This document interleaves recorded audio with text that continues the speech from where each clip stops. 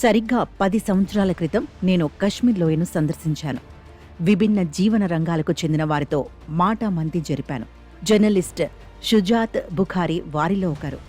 జనవరి 2015లో నేను యాదృచ్ఛికంగా ఢిల్లీలోని ఒక బుక్ షాప్లో బుఖారీని కలుసుకోవడం జరిగింది.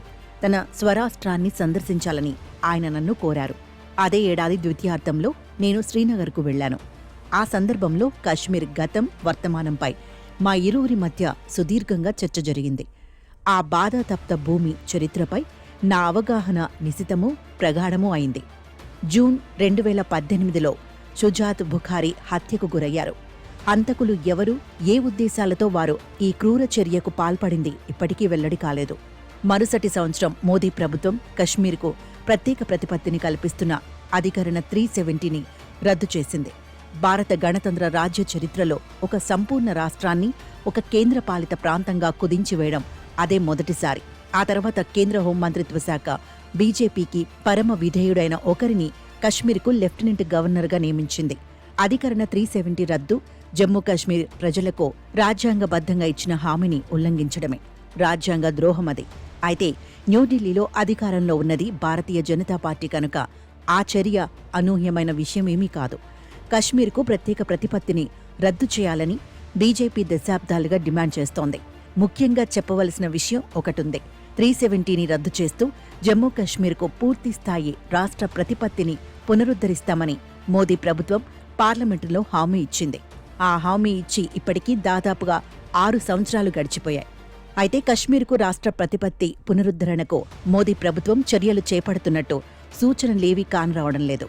ఉద్యోగి స్వామ్య ఉదాసీనత కారణంగా ఈ జాప్యం జరగడం లేదు.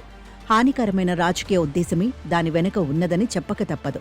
బీహార్లో ఓటర్ల జాబితా ప్రత్యేక సమగ్ర సవరణకు 1 రోజులు గడువు మాత్రమే ఇచ్చిన కేంద్ర ప్రభుత్వం బీహార్ జనాభాలో 10వ వంతు మాత్రమే ఉన్న జమ్మూ కశ్మీర్లో ఎన్నికల నిర్వహణకు 5 ఏళ్ల వ్యవధిని తీసుకుంది.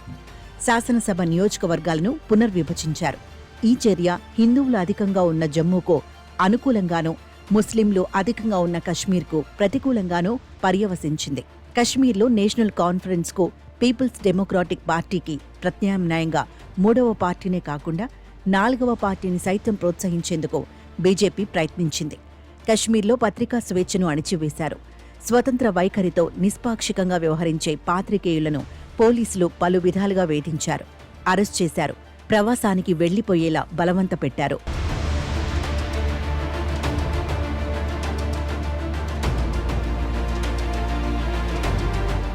ఎన్నికల ప్రక్రియను తన రాజకీయ ప్రయోజనాలకు వాడుకునేందుకు బీజేపీ చేసిన ఈ ప్రయత్నాలన్నీ అంతిమంగా విఫలమయ్యాయి. నేషనల్ కాన్ఫరెన్స్ విజయం సాధించింది. వాజ్పేయి నేతృత్వంలోని సంకీర్ణ ప్రభుత్వంలో భాగస్వామిగా ఉన్న ఈ పార్టీని ఇప్పుడు మోదీ నాయకత్వంలోని బీజేపీ తిరస్కరిస్తోంది. కశ్మీర్ అసెంబ్లీ ఎన్నికలకు చాలా నెలల ముందు జమ్మూ కశ్మీర్కు రాష్ట్ర ప్రతిపత్తిని పునరుద్ధరించాలని సుప్రీంకోర్టు ఆదేశించింది. అయితే ఎన్నికల అనంతరం బీజేపీ అక్కడ ప్రతిపక్షంగా మిగిలిపోవడంతో సర్వోన్నత న్యాయస్థానం ఆదేశాన్ని పాటించేందుకు మోదీ ప్రభుత్వం శ్రద్ధ చూపడం లేదు. జమ్మూ కశ్మీర్కు ఇప్పుడు ప్రజలు ఎన్నుకున్న ముఖ్యమంత్రి ఒమర్ అబ్దుల్లా ఉన్నారు. నేషనల్ కాన్ఫరెన్స్ తమ ఏకైక హిందూ ఎమ్మెల్యేను ఉప ముఖ్యమంత్రిగా నియమించింది. ఇది ప్రతీకాత్మక చర్య అయినప్పటికీ చాలా ప్రాధాన్యమున్న అంశం. అయితే ప్రభావశీల నిర్ణయాలు తీసుకునే అధికారాలు అన్నీ ప్రజాస్వామ్యబద్ధంగా ఎన్నిక కాని లెఫ్టినెంట్ గవర్నర్కు మాత్రమే ఉన్నాయి. జమ్మూ కశ్మీర్లో శాంతి సామరస్యాల స్థాపనకు, ఆర్థికాభివృద్ధికి ముఖ్యమంత్రి, ఆయన క్యాబినెట్ చేయగలిగేది ఏమీ లేదు. ఒమర్ అబ్దుల్లా ముఖ్యమంత్రి పదవి బాధ్యతలు చేపట్టిన క్షణం నుంచి కేంద్రంతో ఘర్షణ పడటం కాకుండా రాజీ వైఖరితో, చాలా నమ్రతతో కూడా వ్యవహరిస్తున్నారు. లెఫ్టినెంట్ గవర్నర్ను నేరుగా విమర్శించకుండా చాలా జాగ్రత్త పడుతున్నారు. కశ్మీర్కు రాష్ట్ర ప్రతిపత్తి పునరుద్ధరించాలని చాలా సౌజన్యశీలంగా కేంద్రానికి పదే పదే విజ్ఞప్తి చేస్తున్నారు. అయితే ఈ నెల ప్రథమార్థంలో లెఫ్టినెంట్ గవర్నర్తో ఆయన నేరుగా తలపడటం అనివార్యమైంది.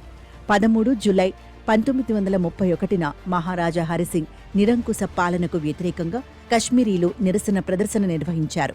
నిరసనకారులపై మహారాజా పోలీసులు జరిపిన కాల్పుల్లో 21 మంది చనిపోయారు. వారి స్మృతార్థ్యం ప్రతి ఏటా జూలై 13న కశ్మీర్లోయ అంతటా అమరవీరుల సంస్మరణ దినంను పాటించటం ఆనవాయితీగా వస్తోంది. ఈ జూలై 13న అన్ని రాజకీయ పార్టీలకు చెందిన కశ్మీరీలు ఆ అమరవీరుల సంస్మరణ దినంను పాటించడాన్ని నిరోధిస్తూ లెఫ్టినెంట్ గవర్నర్ ఆదేశాలు జారీ చేశారు.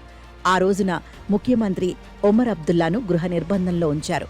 మరుసటి రోజు ఆ అమరవీరులకు శ్రద్ధాంజలి ఘటించేందుకు ఒమర్ అబ్దుల్లా వారిని ఖననం చేసిన శ్మశానానికి గోడ దూకి వెళ్లారు.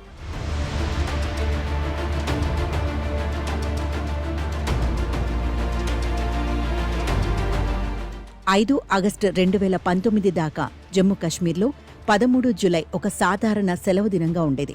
కేంద్రపాలిత ప్రాంతంగా కుదించి వేయబడిన తర్వాత సాధారణ సెలవు దినాల జాబితా నుంచి జూలై 13ను తొలగించారు.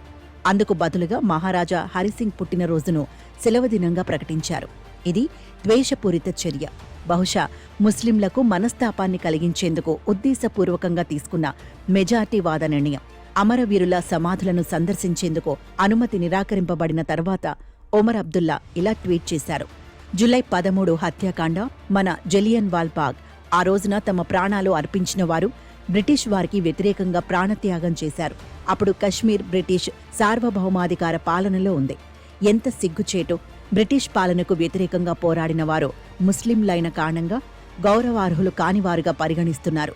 ఒమర్ అబ్దుల్లా ట్వీట్లో మొదటి వాక్యం కాసింత అతిశయోక్తి అయినా మిగతా వాక్యాలన్నీ సత్యాన్ని చాటాయి. 1857, 1947 మధ్య మహారాజాలు, నవాబులు అందరూ ఎటువంటి మినహాయింపు లేకుండా బ్రిటిష్ పాలకుల కాకారాయళ్లు.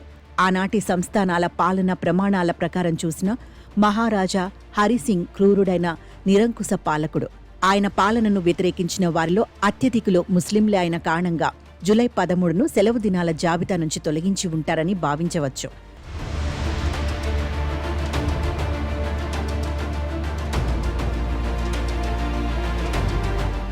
కశ్మీర్కు రాష్ట్ర ప్రతిపత్తిని పునరుద్ధరించకపోవడం ఒక పవిత్ర హామీని మోదీ ప్రభుత్వం ఉల్లంఘించడమే. కశ్మీరీలను అగౌరవపరచడం ఈ ఒక్క అంశానికి మాత్రమే పరిమితమైనది కాదు. ప్రభుత్వంలో భాగం కాని భారతీయులు సైతం కశ్మీరీలకు జరుగుతున్న అవమానాలకు బాధ్యులే. 12 ఆగస్టు 2019న కశ్మీర్ లోయ పెట్టుబడులు పెట్టే విషయమై తమ గ్రూపు ఒక ప్రత్యేక టాస్క్ ఫోర్స్ను నియమించనున్నదని Reliance industries chairman Mukesh Ambani ప్రకటించారు. ఇది ఇంతవరకు కార్యరూపం ధరించనే లేదు. కశ్మీరీల దుస్థితికి మీడియాను కూడా తప్పుపట్టవలసి ఉంది. ముఖ్యంగా జాతీయ రాజధాని ప్రాంతంలోని పత్రికలు, టీవీ ఛానల్స్ ప్రభుత్వానికి విధేయంగా వ్యవహరిస్తూ కశ్మీర్లో సంభవిస్తున్న సంఘటనలపై వాస్తవాలు వెల్లడించలేదు. 5 ఆగస్టు 2019 నుంచి మోదీ ప్రభుత్వం చేపట్టిన లేదా చేపట్టని చర్య ప్రతీదీ స్వేచ్ఛాయుత, ఆత్మగౌరవ పౌరులుగా కాకుండా పూర్తి విధేయతతో వ్యవహరించాలని కశ్మీరీలకు స్పష్టం చేస్తోంది. కశ్మీర్ వెలుపల సువిశాల భారతదేశంలోని ఆమ్ ఆద్మీలు సైతం కశ్మీర్ పట్ల శత్రుత్వ వైఖరిని ప్రదర్శిస్తున్నారు. కశ్మీరీ విద్యార్థులను వేధింపులకు లోను చేస్తూ విద్యాభ్యాసాన్ని విరమించుకుని వెళ్లిపోయేలా చేస్తున్నారు. పహల్గాం హత్యాకాండలో కశ్మీరీలు తమ ప్రాణాలను లెక్క చేయకుండా సాహసోపేతంగా పర్యాటకులను కాపాడారన్న కృతజ్ఞతాభావం సగటు భారతీయులలో కానరాకపోవడం దురదృష్టకరం కాదా? సామాజిక మాధ్యమాలలో మన సహచర పౌరులైన కశ్మీరీలను ముస్లింలైన కారణంగా దేశభక్తి ప్రపూరితులు కారనే ప్రచారం జరుగుతోంది. కశ్మీర్ విషయంలో పాకిస్తాన్ వాదనకు ఒకప్పుడు స్వల్ప సానుకూలత ఉండేది. అయితే భారత్కు వ్యతిరేకంగా ఉగ్రవాదులకు మద్దతునిచ్చి ఉగ్రవాద హింసాకాండను అదే పనిగా ప్రోత్సహించిన కారణంగా కశ్మీరీలపై ఆ దేశానికి ఏదైనా హక్కు ఉంటే అది చాలా కాలం క్రితమే నైతికంగా రద్దయిపోయింది. ఆ సుందర భూమిపై భారత్కు ఎటువంటి మినహాయింపులు లేని సార్వభౌమత్వం సమకూరాలంటే కశ్మీర్ ప్రజలకు కేంద్రంలోని ప్రభుత్వాలు చేసిన వాగ్దానాలు నెరవేర్చాలి.